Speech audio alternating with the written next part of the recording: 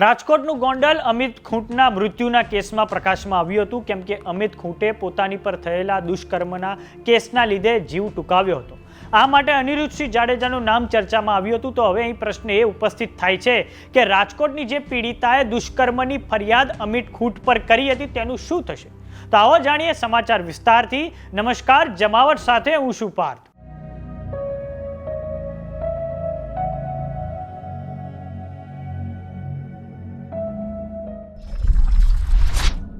થોડાક સમય પહેલા રાજકોટ એ ડિવિઝન પોલીસ સ્ટેશનમાં ગોંડલના યુવાન અમિત ખૂંટની વિરુદ્ધમાં એક બળાત્કારની ફરિયાદ નોંધાવવામાં આવી હતી। આ પછી પોલીસ સગીરાના નિવેદનના આધારે અમિત ખૂંટ પર પોક્સો સહિતની કલમો હેઠળ ગુનો દાખલ કરી કાર્યવાહી શરૂ કરી હતી। એ પછી યુવાન અમિત ખૂંટ રીબડામાં પોતાનો જીવ ટૂંકાવે છે। આ પછી અમિત ખૂંટે જ્યાં પોતાનો જીવ ટૂંકાવ્યો ત્યાં ગોંડલના પૂર્વ એમએલએ જયરાજસિંહ જાડેજા પહોંચે છે અને આ યુવક અમિત ખૂંટ જયરાજસિંહ જાડેજાના ગ્રુપનો હોવાની વાત પણ સામે આવે છે। પોલીસને અમિત ખૂંટના મૃતદેહ પાસેથી ચાર અલગ અલગ પાનાઓ મળી આવ્યા, જેમાં રીબડાના અનિરુદ્ધસિંહ જાડેજા અને તેમના પુત્ર રાજદીપસિંહ જાડેજાનું નામ સામે આવ્યું છે। આ મામલે ગોંડલ પોલીસે ફરિયાદ નોંધી અને એફઆઈઆર દાખલ કરી તપાસ હાથ ધરતા સગીરાની મિત્ર અને બે વકીલની ષડયંત્ર બનાવવાના કેસમાં ધરપકડ કરી છે।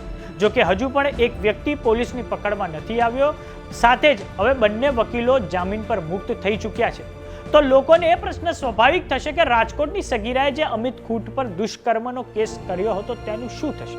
તો આ બાબતે એવી માહિતી સામે આવી છે કે સગીરાના મેડિકલ રિપોર્ટથી સ્પષ્ટ નથી થયું કે દુષ્કર્મ થયું છે કે નહીં, પરંતુ સગીરાએ આરોપ લગાડ્યો છે દુષ્કર્મ થયું છે।